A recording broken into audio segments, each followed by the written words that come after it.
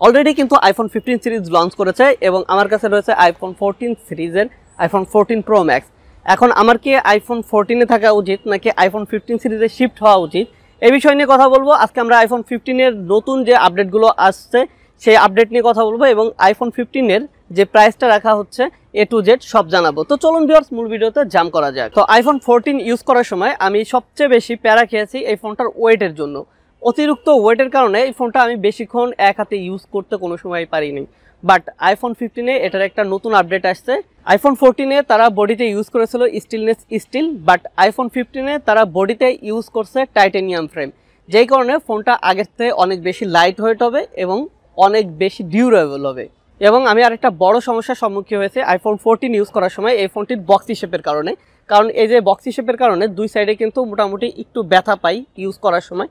But iPhone 15 এ তারা হালকা curve নিয়ে আসতেছে, যে কারণে এই যে প্যারাটা খাইতে হয় এই প্যারাটার খাইতে হবে না। এবং আরেকটা আমি বড় প্যারা খেয়েছি সেটা হচ্ছে আইফোনের চার্জিং পোর্ট নিয়ে। কারণ আইফোন 14 এ আমরা লাইটিং পোর্ট পেয়েছিলাম, যেই কারণে আমি যেখানেই ট্যুরে যেতাম বা যেখানেই যাইতাম না কেন সাথে সাথে আমার চার্জারটা নিয়ে যেতে হতো।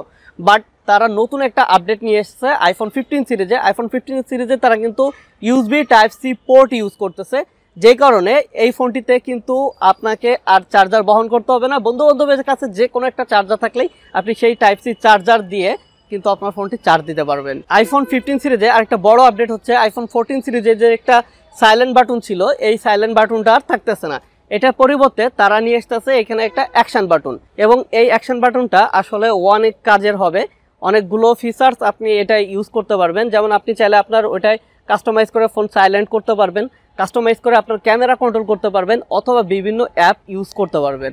আইফোন 14 এ যে super retina XDR display use করা হয়েছিল আইফোন 15 এও কিন্তু সুপার রেটিনা XDR ডিসপ্লে ব্যবহার করা হচ্ছে। এবং আইফোন 15 ও আইফোন 15 প্রো এই দুটো ফোনে 6.1 ইঞ্চি ডিসপ্লে থাকবে, এবং আইফোন 15 প্রো এবং আইফোন 15 প্লাস এই দুটো ফোনে কিন্তু সেই আগের মতো 6.7 ইঞ্চির ডিসপ্লে থাকতেছে, অর্থাৎ ডিসপ্লেতে তারা তেমন কোনো চেঞ্জ নিয়ে আসে নাই। আইফোন 15 সিরিজ আইফোন 14 সিরিজ থেকে কিন্তু তাদের ক্যামেরাটা অনেক বেশি অ্যাডভান্স করতেছে। অর্থাৎ আইফোন 14 সিরিজে আমরা কিন্তু আইফোন 14 প্রো এবং প্রো ম্যাক্সে 48 মেগাপিক্সেলের ক্যামেরা দেখতে পেয়েছিলাম, এবং আইফোন 14 সিরিজের যে নন প্রো মডেলগুলো ছিল সেগুলো কিন্তু আমরা 12 মেগাপিক্সেলের ক্যামেরা দেখতে পেয়েছিলাম। বাট এবার তাদের 15 সিরিজের প্রত্যেকটা ফোনে 48 মেগাপিক্সেলের ক্যামেরা নিয়ে আসতেছে। আইফোন 14 প্রো ম্যাক্স এই ফোনটিতে আমি কিন্তু 3x টেলিফটো জুম পেয়েছিলাম, বাট আইফোন 15 প্রো ম্যাক্সে তারা কিন্তু 5x টেলিফটো জুমলেস নিয়ে এসতেছে। অর্থাৎ আগের থেকে আপনি কিন্তু অনেক বেশি জুম করে ফটো তুলতে পারবেন। এবং আইফোন 15 এ কিন্তু আরেকটা দুরান্ত ফিচার্স নিয়ে আসতেছে, সেটা হচ্ছে আপনি যদি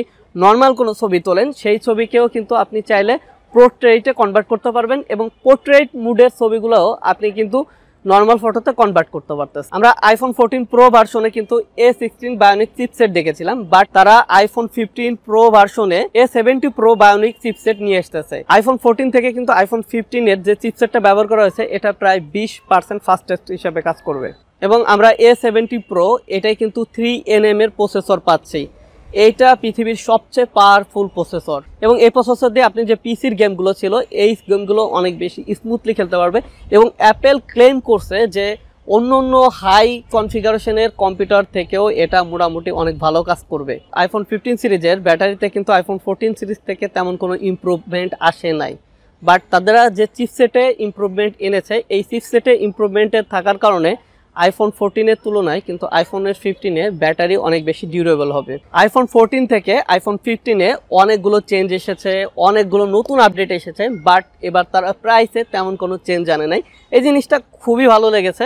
এবং আইফোন 15 সিরিজের আইফোন 15 যে ফোনটি এটা $799 পাওয়া যাবে, যেটা বাংলাদেশের আইফোন 14 যে দামে কিনেছিলেন প্রায় সেম দাম। এবং আইফোন 15 প্লাস এই ফোনটার যে প্রাইসটা রয়েছে সেটা হচ্ছে $899।